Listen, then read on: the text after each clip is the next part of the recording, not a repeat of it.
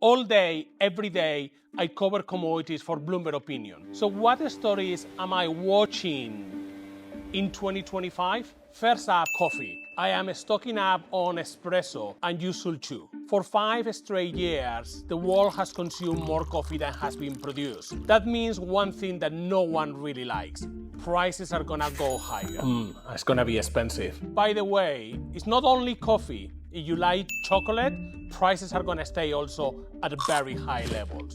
The cocoa crop in West Africa, which accounts for around 70% of the world's supply, is still struggling because of bad weather and disease. Next, OPEC+. Naturally, the oil cartel wants higher oil prices and higher production. The problem? Global oil demand isn't growing fast enough to allow the cartel to increase production, particularly because his rivals are eating his market share. President Trump could alter the equation, particularly he imposes oil sanctions on Iran and Venezuela. But can you really predict what he's gonna do when he arrives to the White House?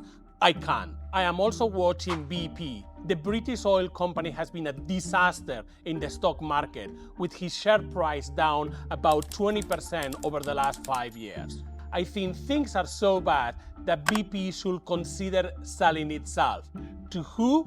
Shell, the British oil company, is the most obvious candidate to buy it. And back to commodities themselves. Coal doesn't receive as much attention as oil, but is still hugely important. The world used more coal than ever last year, particularly because of the consumption of China, and I think that it will consume even more in 2025. Iron ore is another commodity that is often overlooked, but is hugely important as a barometer of economic activity in China. China produces around half of the world's steel, and in 2025, we are going to see an increase in production of iron ore from a new low-cost producer in West Africa. That could change the market.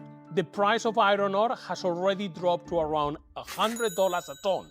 That's half the price in 2021. Commodities are about supply and demand, but also about geopolitics. And there are 3 men whose political choices will influence commodity prices more than ever. Predicting what those 3 politicians and others will do in 2025 is going to be very difficult. No one, myself included, have a crystal ball on political choices, but the smart investors have plenty of opportunities in what is likely to be a very volatile year.